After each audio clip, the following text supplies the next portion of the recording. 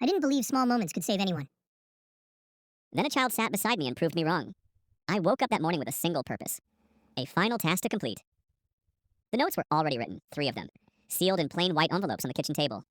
One for my sister, one for my best friend since college, and one for my landlord explaining where he could find the key.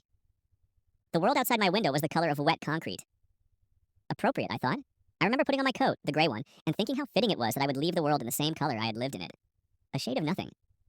I had chosen the park bench near the old oak tree. It was where Sarah and I used to have lunch on Sundays back before the silence grew between us, like a thicket of thorns. Back before the job loss and the bills piling up, and the slow, suffocating realization that I was a burden to everyone who had to pretend to still care. The walk there was a blur of faces that didn't see me. I was already a ghost. A man walking his dog glanced at me and looked away. A mother pulled her child closer. I wondered if they could smell the death on me like a coming rain. I reached the bench. The wood was cold and damp. I sat down, placed my small backpack beside me, and took a deep breath. This was it. The last feeling I would allow myself.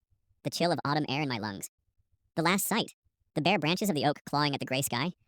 The last sound. The distant, indifferent hum of the city. I reached into my bag and pulled out my small, leather-bound notebook. A final habit. For years, I'd written my thoughts in it. My dreams, my worries, my grocery lists. The last 20 pages were just blank. I couldn't find the words anymore, but I brought it anyway. A familiar weight. I opened it to a fresh page. My pen hovered. I wasn't going to write anything new. I just wanted to hold something familiar in my hand as the light faded. That's when I felt a tug on my sleeve. I flinched. I looked down.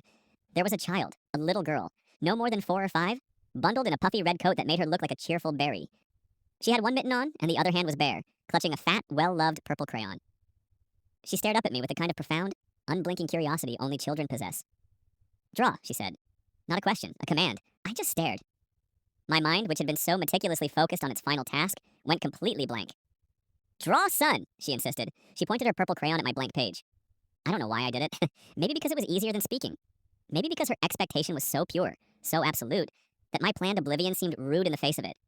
I took the crayon from her. Its wax was soft from being held in a small, warm fist. I drew the simplest sun I could, a circle, with lines for rays. She watched, her head tilted. Then she snatched the crayon back from me. No, she declared, as if I'd deeply misunderstood the assignment.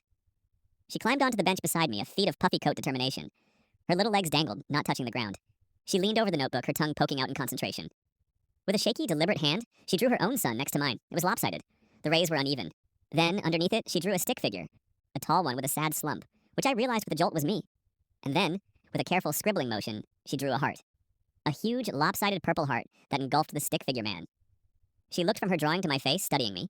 Then she nodded, satisfied.